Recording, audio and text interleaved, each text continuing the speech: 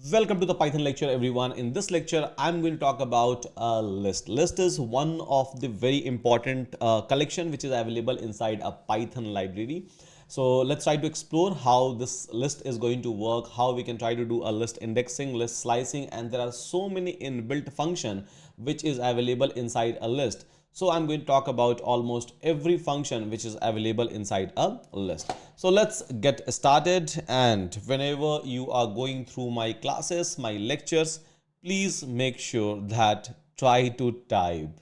Just by looking into my lecture, just by going through my lecture is not going to give you any kind of a benefit. So it's a strict advice and guidelines to all of you that try to type each and everything at least for once, and believe me, for your entire lifetime you will never be able to forget. But if you are just going to watch a lecture or just going to take a notes, it is not going to help you out, because we are trying to learn a coding. We are not learning just some theoretical concept over here, and at the end of the day we have to be in a position to build some sort of a project, some sort of a application. So keep that in mind and then try to start. For sure it is going to help you out. So fine guys, let me start with my lecture then. Okay, so see guys, list is one of the collection or one of the data type which is available inside a Python. One of the powerful data type, you can say, which is available inside a Python, which you are going to use frequently to keep not just a homogeneous data but heterogeneous data as well. So when I'm talking about this homogeneous, heterogeneous, so what is the meaning of it? Let's try to understand. So here I'm going to create a variable called as L, and if you have any kind of a feedback guys, right? If you have any kind of a feedback, please let me know inside a comment box so that I can try to improvise my lecture according to your constructive feedback. And at the end of the day, it should give a benefit to all of you. I'm not going to discuss about just a concept one or two things over here. I'm going to discuss everything in very detail. Whatever lecture I'm going to release, believe me, I'll make sure that I'm going to cover in depth each and every one, so that you don't have to go anywhere else and then start exploring. So here, let's suppose I have a list. So I can try to create a list just by using this square bracket. Open a square bracket and close square bracket. I can try to create a list. So this is the list which I have created. I'm not keeping any kind of a data as of now inside this particular list. Let's suppose I'll go and I'll try to check what is the type of this variable L which I have created. You can try to give any kind of a variable, that depends upon you. So here, type of L is basically list. By default, it is able to understand that, okay, so whenever you are trying to create an element with a square bracket open and close, it will be able to consider it as a list. Okay, now here there is another way. L1, let's suppose I'm going to create as a variable, and then list. So list is a function which is available, and execute. Now if I'm going to check what is the type of this L1, what is the type of this L1, so again it became a list. So here we have two ways. One way is this, by which I will be able to create a list just by using a square bracket. Another way is basically list as a function, by which I will be able to create a list. So I'll try to show you examples by using both of this method, by using both of this technique, so that at the end of the day you can try to create a list. Now list is a kind of a collection. It's called as collection. Collection means I can try to store not just one or two data. I can try to store as many data as I want, and then I can try to process it, I can try to manipulate it, or I can try to extract any kind of information which is already available inside this collection. And that is something which I'm going to discuss. Now here, this is the two way. So one is just by using a square bracket, and then by using list as a function. Variable name can be anything. You can try to keep my name, your name, doesn't matter at all. It's completely fine for me. Now here, let's suppose I'm going to create a list L2, and here I can try to keep maybe some sort of a integer. It's completely fine. Okay. So if I'm going to check what is the length of this L2, so length of this L2 is going to be 6, as there are 6 elements available inside this particular list. You can just count it out and you will be able to find out that there are 6 elements which is available inside this particular list L2. Fine. Now here, let me try to create list L3, and instead of keeping just a numeric or just an integer value, I'll try to keep some sort of a floating point over here. So maybe some floating point number I can try to keep in this particular place. Maybe I can try to keep and string over here. Maybe I can try to keep some sort of a Boolean values over here, maybe true and false. Maybe I can try to keep some sort of a, you know, complex number over here. So everything I can try to keep inside a single collection. As you can see, inside a single collection, I'm able to keep an integer, I'm able to keep a floating point number, I'm able to keep basically a string, I'm able to keep maybe a Boolean variable. I can try to keep even a complex number over here, execute, and it is not going to complain. Now, if I'm going to check what is the type of L3, it is still a list. So this is called as heterogeneous collection, means a variety of different kind of a data type you can try to keep inside a list. I'll be talking about even list inside a list. I'll be talking about even a nested list over here after some time, not everything like right now. So after some time in this lecture itself, I'm going to talk about a list inside a list, and even that is possible, right? You can try to keep a list inside a list. You can try to extract a data, you can try to process the data, do whatever you want. It's completely up to you. So okay, this is the L3 which I am able to create in this particular place. Now let me play with this particular L3. Okay, so here, let's suppose this is the list, and it's very simple to create a list. It's not at all a rocket science to create a list at any point of a time. It's very simple, very easy. Just create a square bracket and then try to create a list. So first of all, what I will do is I'll try to talk about a list indexing operation, then I'll be talking about a list slicing operation, and then I'll be talking about a list inbuilt functions, which is very much useful, like a append function, index function is there, insert function is there, reverse function is there. So there are so many functions which is already available inside a list. So I'll be talking about one by one all of those functions one by one with the example. So here I'm able to create a list, as you can see, right? L3. Now let's suppose if someone is going to ask me a question that can you please try to extract this one out of this list, right? I want one out of this particular list. So can you please try to extract this one? Yes, I will be able to extract it. In a previous chapter, I was talking about a string, and I told you that whenever a string try to create itself inside a memory, it will always try to point each and every character of a string or each and every data of the string with a indexes, and that index basically starts in a forward direction as well as it starts in a backward direction. Exact same kind of a principle even list is going to apply. So by default, whenever I'm going to create this particular list, by default, you will be able to find out that there is an indexes which is available for each and every element, that too in a forward direction as well as in a backward direction, in both the direction. So if someone is going to ask me a question that try to extract one out of this particular list, I will be able to extract it in a easiest possible way. Let me show you first of all indexes for this particular list. So in list we have 1, then we have 2, then we have 3, then we have 34.45, then we have 12.34, then we have SUDH, then we have basically true, and then we have 34 plus 78J, which is a complex number, right?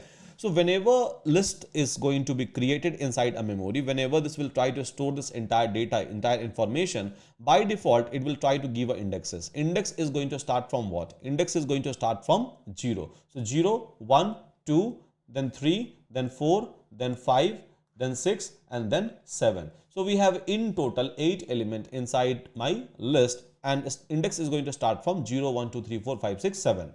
Now, this is a forward indexing. Even in backward direction, you will be able to find out the indexes. Again, same as string, -1, -2, -3, -4, -5, -6, -7, and -8, right? So you can try to extract a data, you can try to perform a list indexing operation in forward direction as well as in a backward direction. You will be able to perform a list slicing operation in a forward direction as well as in a backward direction, just like a string. And if you remember, I have already explained you the concept of scaling, right? Concept of scaling into a string. So by doing a scaling, you will be able to understand that what kind of a data and how it is trying to extract what kind of a data from which range to which range. Same kind of a concept. There is no alteration, no differences at all. In an exact same manner, you can try to apply those scaling concept even inside a list, and you will be able to understand the exact same thing. So fine, let's do it one by one, right? So here, what I will do is, so I have to extract 1 out of this particular list. Okay, I have to extract 1 out of this particular list. So I can write L3 and then I can try to write the index. What is the index of 1? Index of 1 is basically 0. So I can write L3 of 0, and yes, I'm able to extract 1 out of this one. Let's suppose someone is asking me that try to extract SUDH. Right, try to extract SUDH out of this particular list. Yes, I will be able to extract SUDH. So what is the index of SUDH? Forward index is 5. So I can write 5 over here and I will be able to extract SUDH out of this one. Simple, right? I will be able to extract. Now, whatever element that you are trying to extract out of the list, it always remembers its own property. So this L5, now L5 is what? It's basically a string. If I'm talking about L0, L30, if I'm talking about, so it's basically a integer. So if you are going to check what is a data type, what is a data type of this one, it is going to be integer. Simple, right? So it is holding its own property, as you have already extracted those data from a list. So it's holding its own property. Now, if I'm going to extract this one, and then if I'm going to check what is the type of this L5 element. So this element is having a type is equals to string, right? Type is equals to string. Now, someone is telling me that, okay, so try to extract, right? Try to extract S out of SUDH. That is also possible. Try to extract S out of SUDH. Yes, I'm able to extract SUDH. That's completely fine, but I'm not happy with it. So I would like to extract even S out of it. So first of all, you have to extract what? SUDH. So simple, write it down over here. So L3 and then 5. So SUDH I will be able to extract. I know that this is basically a string. Yes, and even a string internally try to give indexes. So this is basically representing a string. So if I have to extract S, yes, I can simply write what? I can simply write 0 over here and I will be able to extract just S. If someone is telling me that try to extract S and U together, that is also possible. So what I will do is I can try to do a slicing operation. So start from 0 and then go till 0, 1, 2 and you will be able to get SU. This is something that we have already discussed. So from a list element, I'm trying to extract a slice of it, and that is also possible. Now, same kind of operation, you won't be able to do it with any other element. With integer, you can't do it, you can't slice it. With floating point number, you can't slice it. With a boolean, you can't slice it because these are the one single entity. With a complex number, you can't do it. But yes, with the complex number, if you would like to extract a real value and if you would like to extract an imaginary value, that is possible. Let's do it. So here, let's suppose there is a complex number, right? Someone is telling me that try to extract only a real part and only a imaginary part separately. Yes. So what is the real part? Real part is 34. What is the imaginary part? Imaginary part is 78, right? So first of all, I'll try to access what? I'll try to access basically this element, right? The complex number I'll try to access. How I can access? Simple, list of 7 and I will be able to access it. Now, if I have to extract a real part and imaginary part together separately, so what I can do is I can try to write real. There is a real function which is already available with respect to a complex number. So I will be able to get what? I will be able to get 34. Okay. So float object is not callable. Fine. The reason is very simple.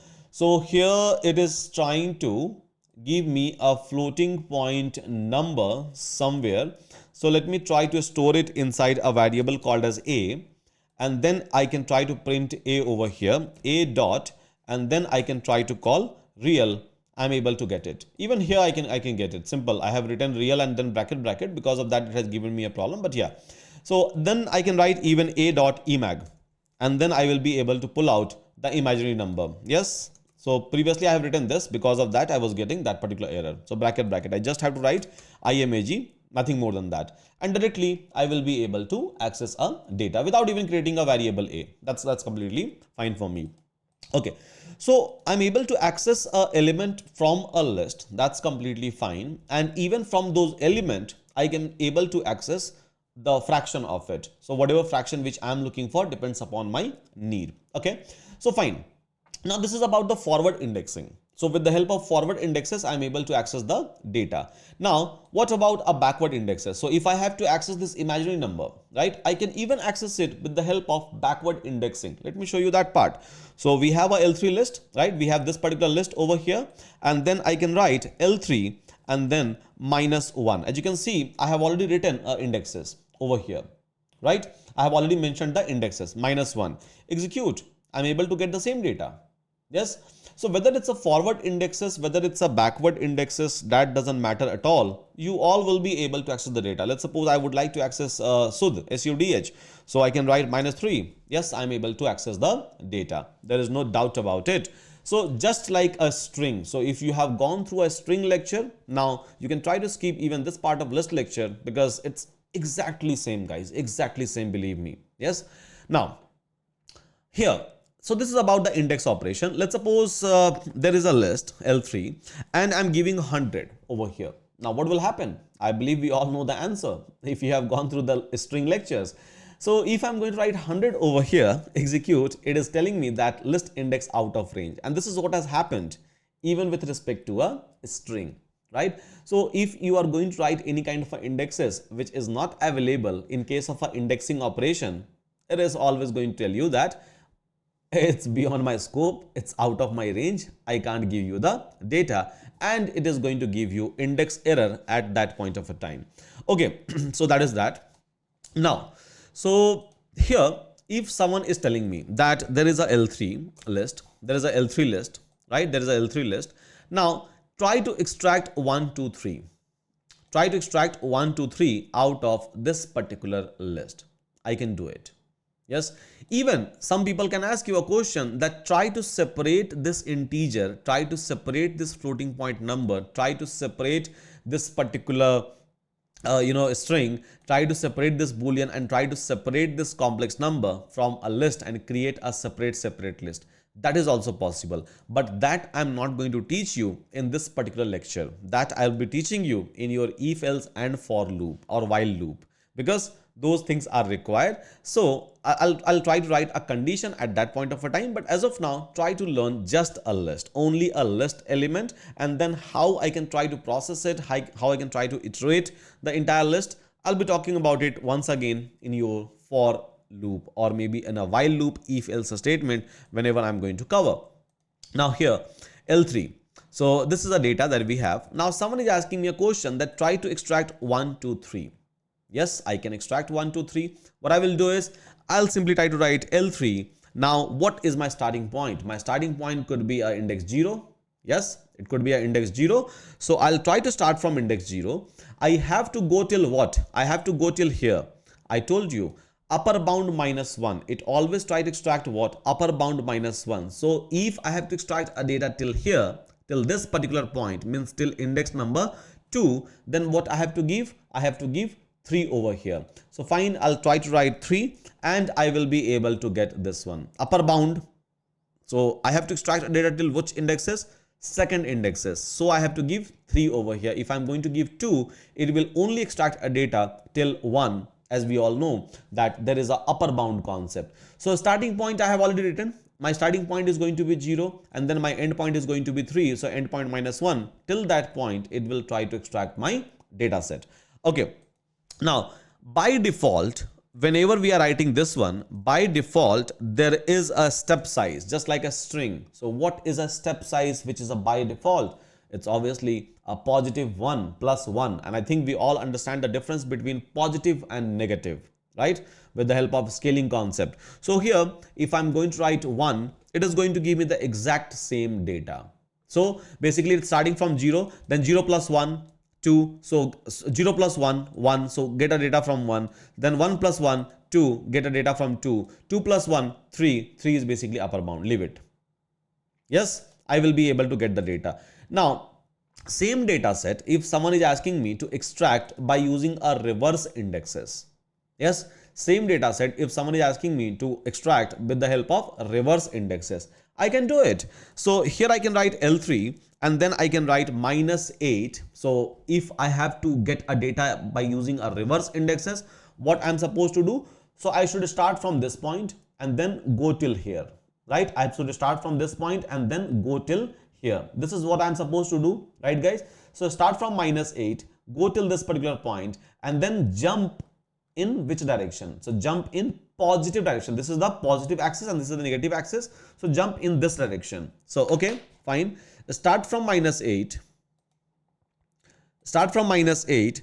Go till what? Go till -6. So if I have to extract the data till -6, so what I will write? I'll write -5 over here, right?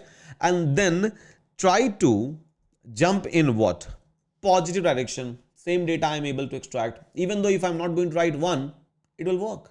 It's completely fine. Yes, it's completely fine. It is going to work. So even in reverse direction, I'm able to get a data set. Simple. Now, let's suppose if someone is asking me a question that try to extract alternative data from this entire list. Means first extract from 0th indexes, then from 2nd index, then from 4th index, then from 6th index. So this is the alternative data someone is asking me to extract. I can do that as well. So I can write L3 starting from 0, go till end. So I'm not going to write endpoint over here. Just go till end. Simple. I can write even some 7 plus 1 indexes. That's completely fine. So here, go till end and then try to jump to this time so that I will be able to get alternative data. So 0, start from 0, then 0 plus 2, then 2 plus 2, then 4 plus 2, and then 6 plus 2 out of indexes. So here, yes, I'm able to extract 1 first. I'm able to extract 3 in a second place. I'm able to extract basically data from 4th indexes, right? And I'm able to extract the data from 6th indexes. So data from 0th indexes, data from 2nd indexes, data from 4th indexes, data from 6th indexes, I'm able to get it. So alternative, right? And same example, same thing I have explained you even with respect to a string in very detail by using a scaling concept. So I'm not discussing anything different over here. I'm discussing the exact same thing which I have already discussed in my previous lecture. Okay. So this is fine. We are able to extract the data. Now there is L3 and let's suppose if someone is asking me to reverse this entire list, to print a data in a reverse order. Means it should print first of all this data, then this data, then this data, then this data, then this data, then this data, and so on, right? I can do it. Colon -1, just like a string. And you can see that I'm able to reverse the entire list and I'm able to get a data set one by one, one by one, one by one. Very simple, right? Very simple. I'm able to reverse the data set and I'm able to get a data set out of this one. Okay, so even reversal is possible. So anything is possible, guys. Whatever indexing and slicing operation that we have done, that we have already discussed with respect to a string, everything bit by bit is possible even with respect to a list over here. Now, I'll try to create one more list. So let me erase this particular part first of all.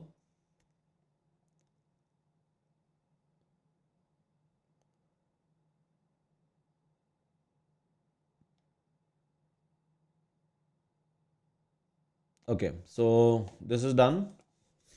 Now what I will do is I'll try to create my L4, list 4. And here I can try to keep 1, 2, 3, 4, right?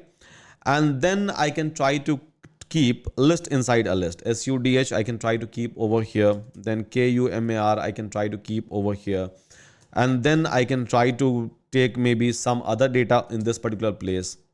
And then I can try to keep a Python over here. I can try to keep maybe a list over here. I can try to keep again one single list in this particular place. Fine. Okay. Now this is my L4. This is my L4. Okay.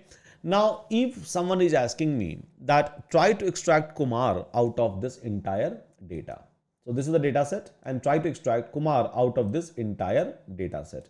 How I will be able to do it? Let's try to understand. Again, it's an easy peasy task. So as we all know that list always try to give a forward indexes and a backward indexes. So forward indexes wise 0, 1, 2, 3, and this will be considered as one single element. This is a list inside a list, right? This is the list inside a list I'm talking about.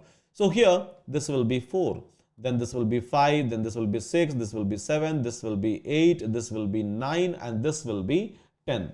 Now, if someone is asking me a question that try to extract Kumar out of this one, yes, I will be able to extract. So first of all, I have to extract, I have to access this particular list. Okay, so how I will be able to access this particular list? I can simply write L4 and then I can write the indexes. So L4 of 4. So I am able to access this particular data. As you can see, I'm able to access this particular data set. Now, this is a list once again. And again, indexes will be maintained 0 and 1. So this Kumar is available at which indexes? First indexes. So I can try to write 1 over here and I can access this particular data set KUMAR. If someone is asking me a question that try to access just A out of it, A out of it. So now this is representing what? This particular string, and as we all know that string always try to maintain its internal indexes. So here 0, 1, 2, 3. If I can write 3 over here, 3 over here, I am able to access even A. So this was the original list. I am able to access Kumar, and out of this Kumar, I am able to access A. Or if someone is asking me a question that try to access KUM, I will be able to access it. I just have to write start from 0, go till 3, that's it, and end of the story.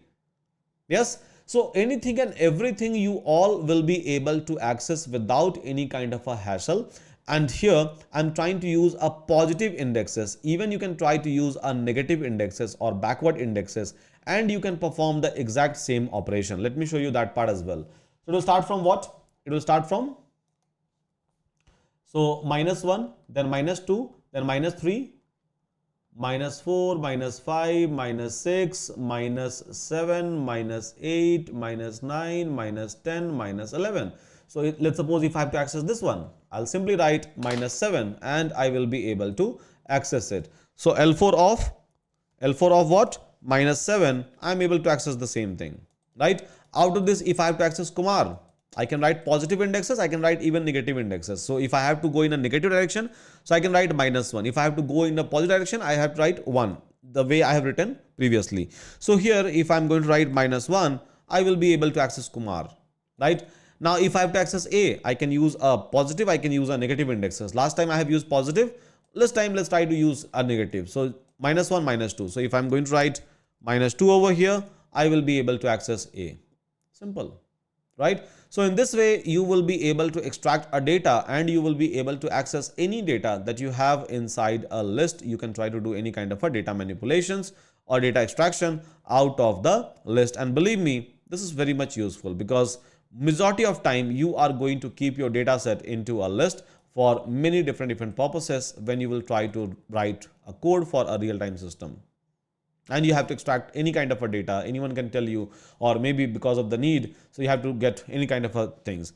So you can try to do a permutation combination. You can try to access the data by using an indexing, slicing operations with respect to a list. That is pretty much easy for all of us. Yes. Okay. Now, I was talking about a list as a function, right? List as a function. Now, if you will try to hover your mouse on list as a function, so it is telling me that built-in mutable sequence. If no argument is given, the constructor creates a new empty list. The argument must be an iterable if specified. Now here, if you will try to observe, it's written as iterable, right? Plus it is written as mutable.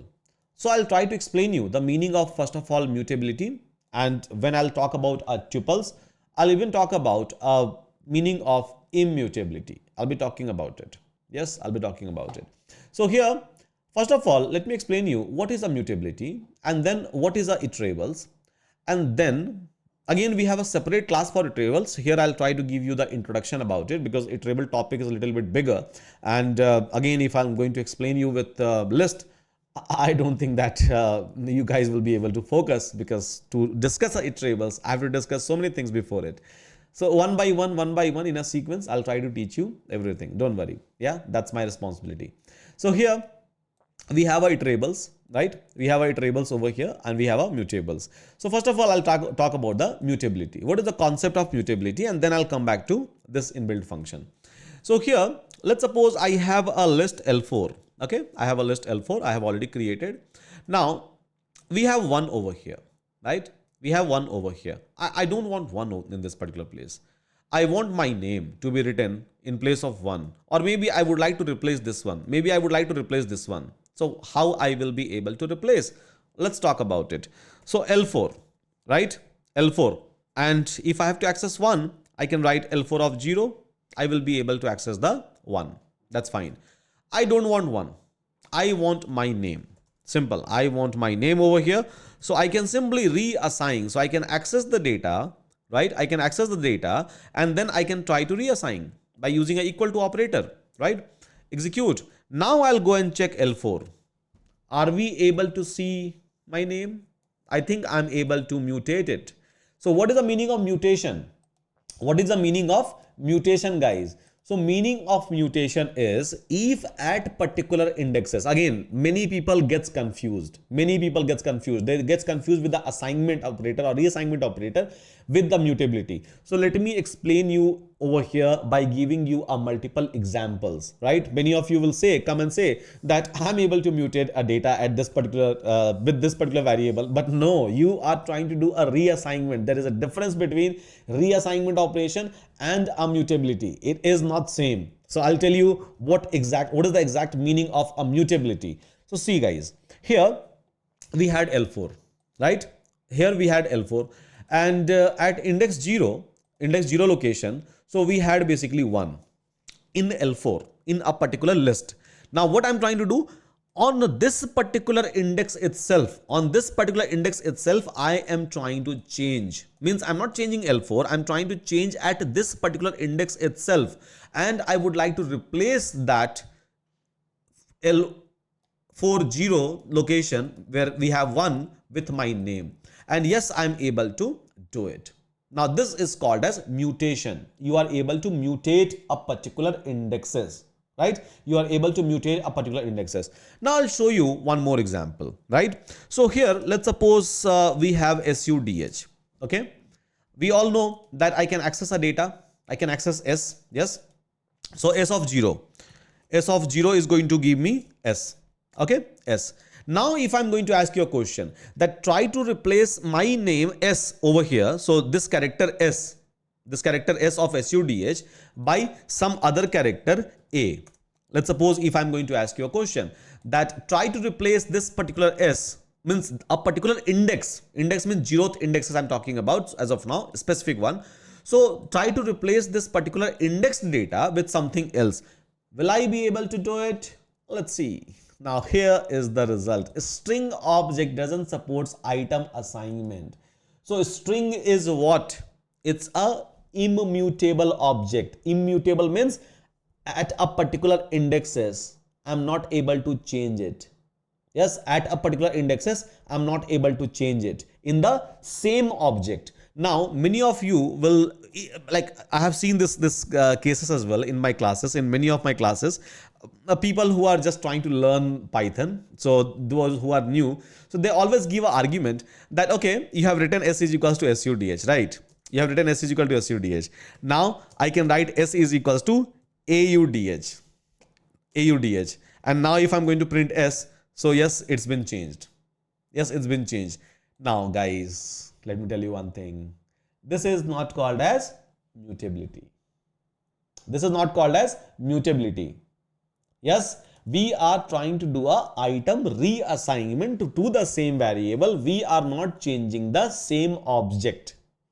So when you are able to change the same object, when you are able to manipulate the same object, that is called as mutation. You are able to mutate it, right? You must have seen the movie, right? So where like so many mutations happen. So in the same object, in the same body, if there is some mutation, that is called as mutation. If you are able to create a new body, that is not called as a mutation. That is called as immutability. Now here we are not doing a mutation operation. We are trying to actually do item reassignment, and that is practically like possible, right? So I can try to assign any kind of a variable to any of the variable which I have already created. Yes. So this is not mutability. So don't come and give me an argument that no sir, so you told me this is not possible, but I'm able to do it. No, you are not able to do it. So you are actually able to do item reassignment, not a mutation, because mutation means same object, right? Same object. If I'm able to change something in a particular indexes, that is something called as mutation. Always remember. So hope this idea is clear to all of you. So in case of list is basically called as mutable entity. Mutable means I can try to change any data at any indexes just by doing this. So access the data, assign the new data. For example, I'll show you a couple of more example. So here, let me write L4 and let me access maybe which one? So this data, right, I'll try to access. So 0, 1, 2, 3, 4. Okay, fine.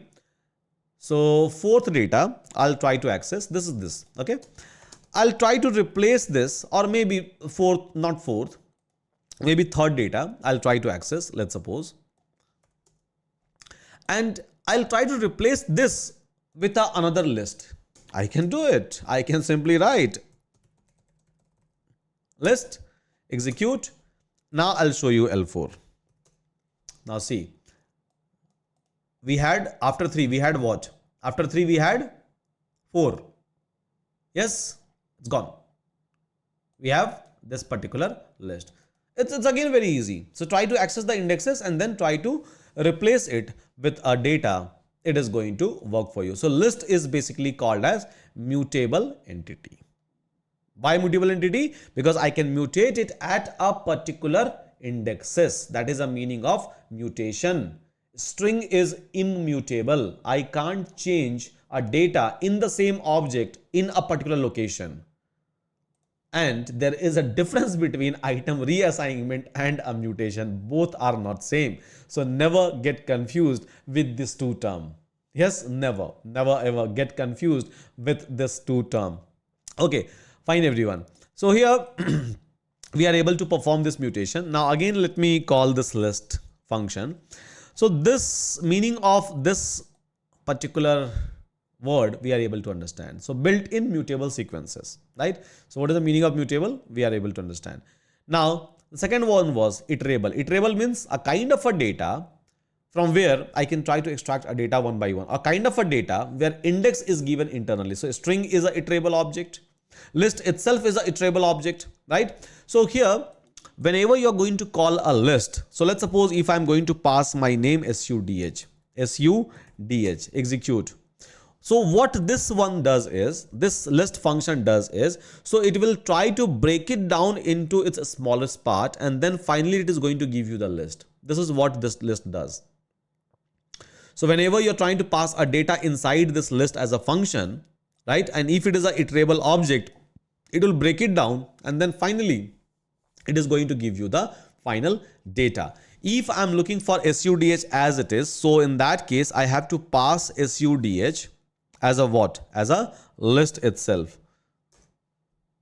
Then I will be able to get the exact same data. So this list always accepts iterable object, means a data, kind of a data where data is available in a form of indexes. So here data is available in a form of what? One indexes, only 0 at 0th position. This is available, but this data is available with a multiple indexes 0, 1, 2, 3. This is a plain string. So it is able to break it down. It will not be able to break it down because there is a data at 0th indexes, only 0th, right? And again, inside a 0th indexes, there are multiple indexes. So it will not go on a label 2. But here, so on a label 1 itself, we have 0, 1, 2, 3. This indexes which is available to me. So fine guys, hope you all are able to understand the meaning of mutability, immutability and this list function. Now let's move ahead and let's try to understand some of the inbuilt function inside a list.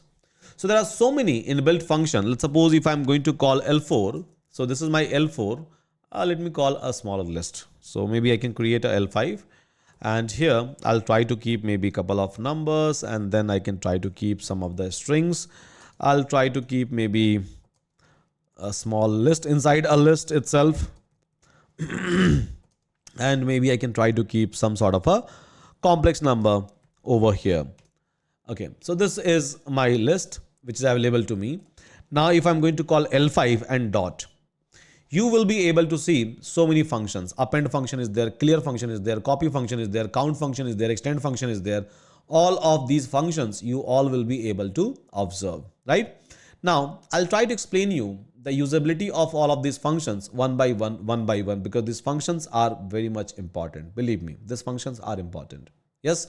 So, okay, let's start talking about these functions one by one, because throughout your list manipulation, even going forward, right, by solving a real-time problem, you are going to use all of this inbuilt function. So here, and no need to remember anything. You don't have to remember anything. You don't have to mug up anything, right? Just type once and forget.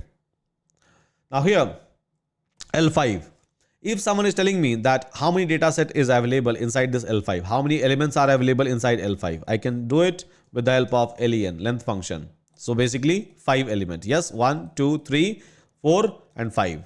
So total of 5 elements are available inside a list. So length is one of the functions which I can try to use with any kind of a iterables. Now, let's suppose I have a list L5 and then I'm going to call L5 dot append. Yes, I'm going to call list L5 dot append. So if I'm going to do list L5 dot append,